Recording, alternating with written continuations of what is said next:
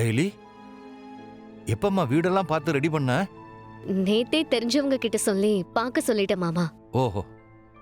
அம்மா பாரு, இனிமே நீ இந்த வீட்ல தான் இருக்க போற. நான் தான் உன்னை பாத்துக்க போறேன். உனக்காக வீட பக்காவா ரெடி பண்ணி வச்சிருக்கேன். உனக்கு ரொம்ப பிடிக்கும். என்ன இருந்தாலும் நம்ம வீட்ல இருக்கிற மாதிரி வராதுதான். உனக்கு உடம்பு குணமாகட்டும். கூடிய சீக்கிரம் நான் உன்னை எல்லாரும் முன்னாடியும் கூட்டிட்டு போய் காட்டுறேன். திரும்பவும் நம்ம வீட்டுக்கே போயிடலாமா? அம்மா, இவர்தான் சிவா. இப்போதைக்கு எனக்கு எல்லாமே இவர்தான். நீ என்னை விட்டு போனதுக்கு அப்புறம் இந்த உலகத்துல எனக்காக வாழ்ந்துட்டு இருக்கிறது இவர்தான். என்னோட சந்தோஷம், கவலை, துக்கம் எல்லாத்துலயும் இவருக்கும் பங்கு இருக்கு.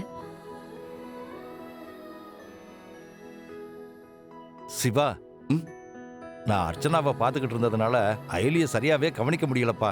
ஆனா என்னோட நினைப்பு எல்லாமே எப்பவும் இவளை பத்தியே தான் இருக்கும்.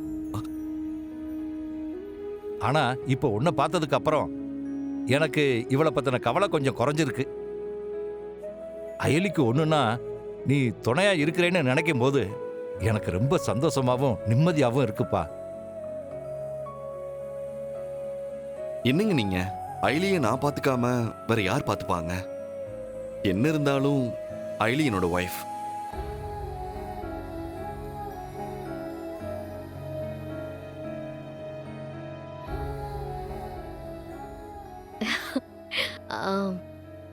ஐயோ சிவா, நான் மாமா கிட்ட நம்மள பத்தின எல்லா உண்மையும் சொல்லிட்டேன்.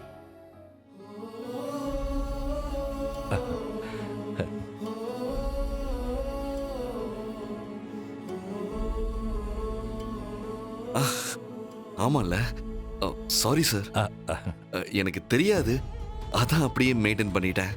நீங்க எதுவும் தப்பா எடுத்துக்காதீங்க. பரவாயில்லப்பா. நான் இன்னும் இதை எத்தனை தடவை வேணாலும் சொல்லுவேன். நீங்க பண்ணிருக்கிறது சாதாரண விஷயம் இல்ல. எங்களுக்காக நீங்க உங்க வாழ்க்கையை அர்ப்பணிச்சிருக்கீங்க. இந்த காலத்துல யார் இவ்வளவு பெரிய தியாகத்தை செய்வாங்க சொல்லுங்க பார்க்கலாம். இதுக்கு காரணம் நீங்க எங்க மேல வச்சிருக்கிற அக்கறையும் பாசமும் தான். எங்களுக்காக நீங்க இத்தனை வருஷம் கஷ்டப்பட்டது போதும் மாமா. உங்களுக்கும் குடும்பம் இருக்கு. இதுக்கப்புறம் நீங்க அவங்கள பாருங்க. அம்மாவை பத்தி நீங்க கவலைப்பட வேண்டாம், நான் பாத்துக்கிறேன். இல்லம்மா அயலி, இத்தனை வருஷமா அர்ச்சனா என் முகத்தையே பார்த்து பழகிட்டாளா? அதான் எனக்கு இவளை விட்டுட்டு போக ஒரு மாதிரியா இருக்கு.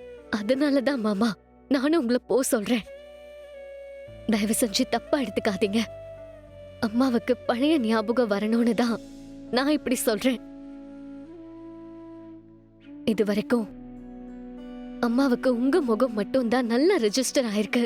இப்பவும் நீங்க அம்மாவை பார்த்துட்டு இருந்தா என்ன பத்தி அம்மாவால யோசிக்க முடியுமான்னு கூட தெரியல. அம்மாவுக்கு என்ன பத்தின ஞாபகம் வந்தா கண்டிப்பா சரியாயிடுவாங்களோன்னு தோணுது. அம்மா கூட நான் இருந்தாதான் மாமா சரியா இருக்கும். மாமா, உங்களுக்கு என் மேல நம்பிக்கை இருக்குல்ல? என்னம்மா இப்படி கேக்குற? உன்னை நம்பாம நான் வேற யார நம்ப போறேன்? அப்போ நீங்க தைரியமா போயிட்டு வாங்க மாமா. அம்மாவை நான் பாத்துக்கிறேன். அம்மா, சாப்பிடலாமா? என்ன சாப்பாடு கொண்டு வந்திருக்கேன்னு பாரு. உனக்கு பிடிச்ச நெய் சாதம். உனக்காக நானே வீட்ல இருந்து சமைச்சு எடுத்துட்டு வந்திருக்கேன். சாப்பிடுமா.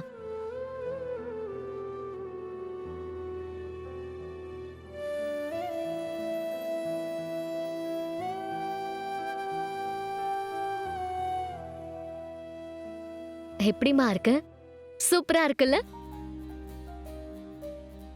பாத்தியா உன் பொண்ணு எவ்வளவு நல்லா சமைக்கிறேன்னு? என்ன நக்கலா? இல்லையே. ஏன் நான் நல்லா சமைக்க மாட்டேனா? நான் அப்படிலாம் சொல்லவே இல்லையே. நீ சூப்பரா சமைப்பேன்னு எனக்கு தெரியுமே. அப்புறம் ஏன் அப்படி பண்ணீங்க?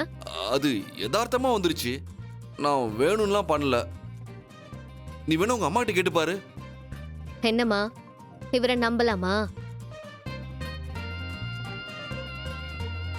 இல்லனா சொல்லு, நாளையில இருந்து இவருக்கு சாப்பாடே கிடையாது. ஐயோ ஐலி, அப்படிலாம் பண்ணிராத. ஆமாம்மா, உங்க பொண்ணு சத்தியமா சூப்பரா சமைப்பாம்மா. வீட்ல இருக்க எல்லாருக்கும் ஐலி சமைச்சா ரொம்ப பிடிக்கும். அப்போ உங்களுக்கு பிடிக்காதா?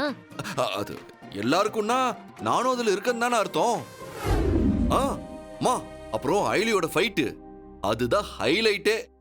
எத்தனை பேர் சுத்தி நின்னாலும் ஒத்த ஆளா நின்னு சும்மா அடிச்சு தூள் கிளப்பவா பாருங்க. மா, அதை மட்டும் நீங்க நேர்ல பார்த்தா உங்க பொண்ணை நினைச்சு நீங்க ரொம்ப ப்ரௌடா ஃபீல் பண்ணுவீங்க.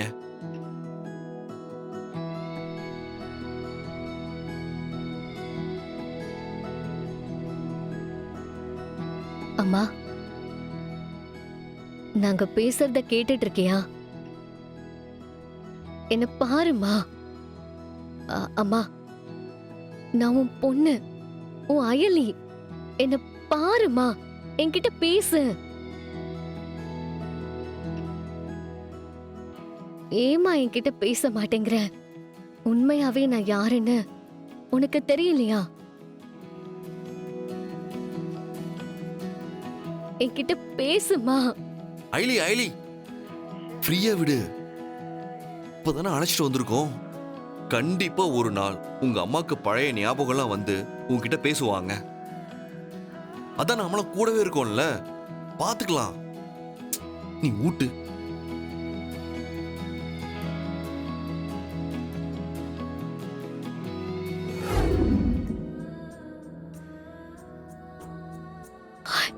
அம்மா, உன் மடியில இப்படி படுத்து எத்தனை வருஷம் ஆச்சு. திருப்பி இப்படி ஒரு சந்தர்ப்பம் அமையோன்னு நான் எதிர்பார்க்கவே இல்லம்மா. நீ இல்லாத இத்தனை வருஷத்துல இங்க என்னெல்லாம் நடந்துச்சுன்னு உனக்கு தெரியாதுல்ல. அப்பா நம்ம ஜமுனா சித்திய கல்யாணம் பண்ணிக்கிட்டாரு. எனக்காக தாம்மா கல்யாணம் பண்ணாரு. அம்மா, எனக்கு 2 தங்கச்சிங்க இருக்காங்க. ஒருத்தி ரித்திகா, இன்னொருத்தி அம்மு.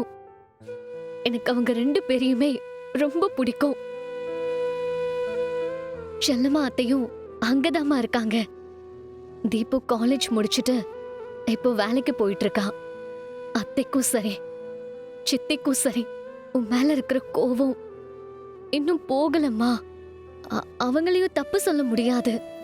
சந்தர்ப்ப சூழ்நிலை அவங்கள அப்படி வச்சிருக்கு. உன்னை பத்தின உண்மை தெரிய வரும்போது அவங்களும் உன்னை புரிஞ்சுப்பாங்க.